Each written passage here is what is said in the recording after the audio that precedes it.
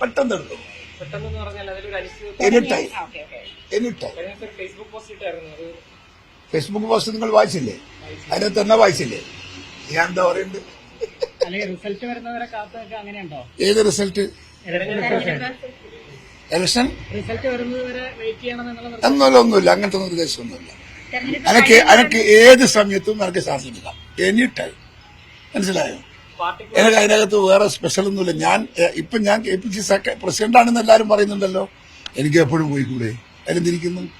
ഇതൊരു ഫോർമാലിറ്റി എന്നതല്ലാതെ അതിനപ്പുറത്ത് പറയാത്ത ഒരു കാര്യവും ഇല്ല. എനിക്ക് ഏത് സമയത്തും പോയി എടുക്കാം. ഇന്ന് പോകാം, നാളെ പോകാം, എടുക്കാം. പക്ഷേ ഞാനൊന്ന് അത് ഒക്കെ ഹൈക്കമാൻഡൊക്കെ ഡിസ്കസ് ചെയ്തിട്ട് എടുക്കുന്നു.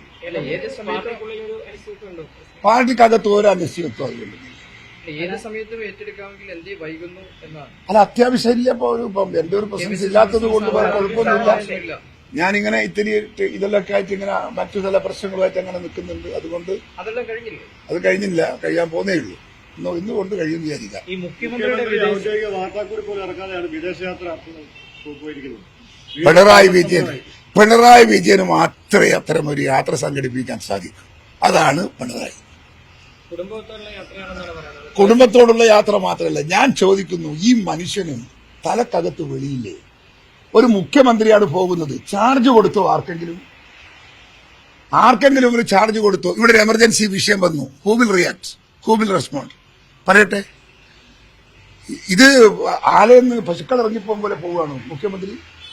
അങ്ങനെ പോകേണ്ട ആളാണോ മുഖ്യമന്ത്രി? സർക്കാരിന്റെ പൈസയാണോ? സ്പോൺസർഷിപ്പാണോ? എങ്ങനെയാ പോയി തോന്നിരിക്കുന്നത്? ഒന്നും ആർക്കും അറിയില്ല. എന്തിനാണ് ഇയാളിങ്ങനെ ഒളിച്ചോടുന്നത്? എനിക്കറിയാൻ ചോദിക്കുക.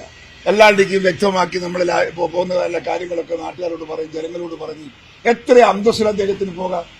എന്തിനാണ് അദ്ദേഹം ഇതിങ്ങനെ ഈ കള്ളക്കളി കളിക്കുന്നത്? സ്പോൺസർഷിപ്പിലാണെന്ന് എനിക്ക് സംശയമുണ്ട്. അല്ലെങ്കിൽ അങ്ങനെ പറയാതെ ഒന്നും പോവില്ല. പോയി പറയുന്ന ഞാൻ പറയുന്നത് സ്പോൺസർഷിപ്പ് ആയാലെന്താ? അദ്ദേഹത്തിന് മുഖ്യമന്ത്രിനെ സ്പോൺസർ ചെയ്യുന്നത് എന്ത് കുഴപ്പമെന്താ? ആ സ്പോൺസർഷിപ്പിലാ ഞാൻ പോകുന്നു, ഇന്നയാളെ സ്പോൺസർഷിപ്പാന്ന് പറഞ്ഞൂടെ? പിന്നെ പോകുന്നിടത്ത് അത്രയും ഈ ഭാര്യയും മക്കളെയും കൂട്ടിപ്പോണ്ട വല്ല കാര്യമുണ്ടോ? വേറെ പണിയൊന്നുമില്ല ഇയാൾക്ക്. ആരെങ്കിലും ഇയാളെ കൂടെ വേണമെന്നുണ്ടെങ്കിൽ കുറച്ച് 2-3 അൽസേഷനെയൊക്കെ കൂട്ടിക്കൊണ്ടുപോകാൻ പറയാം. ഒളിച്ചോട്ടം ഞാൻ ചോദിക്കുന്നത്, ഈ കേരളത്തിൽ ഇത്രയേറെ ദുരിതം അനുഭവിക്കുന്ന ജനങ്ങൾ, അത്യുഷ്ണം, കാലാവസ്ഥയുടെ എല്ലാം മോശത്തോടും ഫേസ് ചെയ്യാണ് കേരളം. ബാക്കി 100,000 പ്രശ്നങ്ങൾ കേരളത്തിലുണ്ട്, സാധാരണക്കാരന്റെ പ്രശ്നങ്ങൾ. ആ പ്രശ്നങ്ങളൊക്കെ നിലനിൽക്കുമ്പോൾ അതൊന്നും കണ്ടില്ല കേട്ടില്ല എന്ന് പറഞ്ഞ് ഒരു സുപ്രഭാതത്തിൽ ഇറങ്ങിപ്പോകുന്ന ഒരു മുഖ്യമന്ത്രിയെ കുറിച്ച് എന്ത് പറയണം, എന്ത് വിശേഷിപ്പിക്കണം? നിങ്ങൾ പറ. ഇന്തോനേഷ്യയിലേക്ക് ദുബായ് വഴി പോകുന്നതിൽ എന്തൊരു ദുരൂഹതയാണ്? ഇന്തോനേഷ്യയിലേക്ക് ദുബായ് വഴി പോകുന്നതിൽ എന്തൊരു ദുരൂഹത തോന്നുന്നു? അത് എന്തിനാ ഇന്തോനേഷ്യ പോകുന്നതിന് എന്തിനാ ദുബായ് പോകുന്നു? നേരെ പോയിക്കൂടെ? എത്ര മണിക്കൂർ സമയം ലാഭിക്കാം, എത്ര കാശ് ലാഭിക്കാം? അപ്പുറത്ത് അച്ചാച്ചനില്ലാത്ത ഭാഗ്യം, കുടുംബത്തിന്റെ അച്ചാച്ചൻ അപ്പുറത്ത് നിൽക്കുന്ന പറയാൻ ആരും ഭാഗ്യമില്ലാത്ത ഭാഗ്യം. എന്ത് പറയുന്നതിനൊക്കെ ഒരു പൊരുളും ഒരു അന്തസ്സും മാന്യതയൊക്കെ ഒരു മുഖ്യമന്ത്രിയാണ്. ഞാൻ ചോദിക്കട്ടെ, ഇവിടെ ഇലക്ഷൻ കഴിഞ്ഞോ? ഇടതുപക്ഷത്തിന് ആകെയുള്ള ഒരു മുഖ്യമന്ത്രിയല്ലേ ഈ മുഖ്യമന്ത്രി?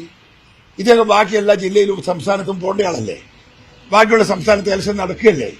CPMന്റെ ഒരേ ഒരു മുഖ്യമന്ത്രി. ഇദ്ദേഹത്തിന്റെ പൊളിറ്റിക്കൽ റെസ്പോൺസിബിലിറ്റി എന്താ? അദ്ദേഹം മറ്റ് സംസ്ഥാനങ്ങളിൽ പോകേണ്ടുന്ന ആൾ സുപ്രഭാതത്തിൽ കുടുംബത്തിനെയും കൂട്ടി എന്താ പറയുക എക്സിബിഷൻ പോയി എന്ന് പറഞ്ഞാൽ ഇതൊക്കെ ആര് കേൾക്കും, ആര് സഹിക്കും? തിരിച്ചടിയൊന്നുമില്ല. അതിനൊക്കെ വകുപ്പും കാര്യങ്ങളൊക്കെ വേറെയുണ്ട്. അതിന്റെ നിയമവും കാര്യങ്ങളൊക്കെ ഞങ്ങൾ പരിശോധിച്ചുകൊണ്ടിരിക്കുന്നുണ്ട്. അങ്ങനെ അതിനകത്തൊന്നും തിരിച്ചടിയൊന്നും ഉണ്ടാവില്ല, ഒരു സംശയം നിങ്ങൾക്ക് വേണ്ട. അതായത് കോടതിയുടെ വാക്ക് അവസാനത്തെ വാക്കല്ലല്ലോ. നമ്മൾ എത്ര കോടതിയുടെ വാക്ക് കേൾക്കുന്നുണ്ട്, പക്ഷെ അതെല്ലാം തിരുത്തി എത്ര കേസുണ്ട്? അങ്ങനെയൊന്നുമില്ല. അതൊക്കെ അദ്ദേഹം അതൊക്കെ നടത്താനുള്ള പക്വതയും പരിജ്ഞാനവും ഒക്കെ ഉള്ള ഒരു ചെറുപ്പക്കാരനാണ്. ആ കാര്യത്തിൽ ഞങ്ങൾക്ക് ഒരു അഭിപ്രായ വ്യത്യാസവും മാത്യു കുഴൽനാടനോടില്ല. OICC ഗ്ലോബൽ പ്രസിഡന്റായിട്ട് സാർ തന്നെ ജെയിംസ് കൂടലിനെ തീരുമാനിച്ചിരുന്നല്ലോ. പക്ഷെ ആ കാര്യത്തിൽ 4-ാം തീയതി ചാർജ് എടുക്കുന്നതായിരുന്നു പറഞ്ഞത്. അത് വൈകുന്നതിൽ എന്തെങ്കിലും അട്ടിമറി ഉള്ളതായിട്ട്? അട്ടിമറിയില്ല. പക്ഷെ അടുത്ത ദിവസം അടുത്ത മാസം എടുക്കും. അടുത്ത മാസം ആവണ്ടേ? ഈ മാസം തന്നെ എൻഡ് ഓഫ് ദ മന്ത്. തീരുമാനിച്ചത്. അത് ചെറിയ അവരെ പ്രശ്നം കൊണ്ടാണ്, ഓൾ ഇന്ത്യ കമ്മിറ്റിയുടെ പ്രശ്നം കൊണ്ടാണ് കുറച്ച് ഇത്തിരി ഡിലേ ആയത്. ഇലക്ഷനിൽ ബിജെപിക്കെതിരെ ഒരു വാക്കുപോലും ഇല്ലാതാണ് മുഖ്യമന്ത്രി പോയത്. അതെ, അതിനാ പറയുന്നത്. ഞാൻ പറഞ്ഞില്ലേ, ഇലക്ഷന് ഇപ്പൊ ഇടതുപക്ഷത്തിന് വേണ്ടി ഇന്ത്യ രാജ്യത്ത് എവിടെയെങ്കിലും പ്രചരണം നടത്താൻ സാധിക്കുന്ന ഒരു മുഖ്യമന്ത്രിയാണ് ഇടതുപക്ഷത്തിനുള്ളത്. ഒരു മുഖ്യമന്ത്രി. ആ മുഖ്യമന്ത്രിയാണ് മക്കളെയും കൂട്ടി ആളെ പൈക്കളെയും കൂട്ടി ഇറങ്ങിപ്പോകുന്ന പോലെ ഇറങ്ങിപ്പോയ ഒരു മനുഷ്യൻ. ഇന്നത്തെ ഉത്തരവാദിത്വം അദ്ദേഹത്തിന്റെ പാർട്ടി തന്നെ റിയാക്ട് ചെയ്യണം. ഞങ്ങൾ പറയുന്നത് പാർട്ടി റിയാക്ട് ചെയ്യണം. ഈ തിരുവനന്തപുരം മേയറും KSRTC ഡ്രൈവറുമായിട്ടുള്ള ഒരു വിഷയം അങ്ങയുടെ ശ്രദ്ധപ്പെട്ടിരുന്നല്ലോ. തിരുവനന്തപുരം മേയറും KSRTC ഡ്രൈവറും തമ്മിൽ ആ ഒരു വിഷയം അതൊക്കെ പക്വതയില്ലാത്ത പെരുമാറ്റമായിരുന്നു. അതെ, തീർച്ചയായിട്ടും പക്വതയില്ലാത്ത പെരുമാറ്റം തന്നെയാണ്. അത്ര മതി, അതിനപ്പുറത്തൊന്നും കമന്റ് ഇല്ല.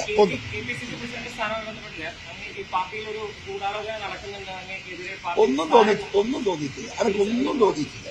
എനിക്ക് ആരെ കുറിച്ചും പരാതിയില്ല. എനിക്ക് അങ്ങനെ തോന്നിയിട്ടില്ല. തരേണ്ട കാര്യമൊന്നുമില്ല. എനിക്ക് എടുക്കേണ്ട കാര്യമുള്ളൂ. എനിക്ക് പോയിട്ട് ഒപ്പിട്ടെടുക്കാം. തരേണ്ട കാര്യമില്ല.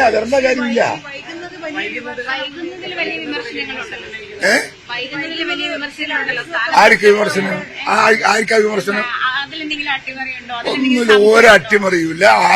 ഇനി ആരെതിർത്താലും എന്റെ നിലവിലുള്ള പോസ്റ്റ് ആർക്കും തറക്കാനൊന്നും കഴിയില്ല. അത് അതിന്റെ വഴിക്ക് പോകും. ഒന്നുമില്ല, നാളിലില്ലേ ചാർജ് പ്രസിഡന്റ് ഇല്ലേ? അപ്പൊ അസലൊന്നും അല്ലേ?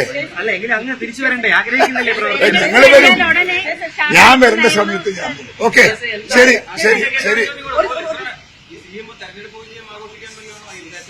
എന്തിന്റെ തെരഞ്ഞെടുപ്പ് വിജയം? തോറ്റതിന്റെ കേരളത്തിൽ 20 തോക്കാൻ പോവുക. അത് കാണാൻ പറ്റൂല എന്ന് വിചാരിച്ചിട്ടാണ് ചിലപ്പോ പോയിട്ടുണ്ടാവുക. അതോറും പണ്ടേ ഉറപ്പിച്ച. ഓക്കെ ഒന്ന് വേറെ ജന്മത്തിൽ വരാൻ പോകുന്ന കണ്ണൂരായിരിക്കും.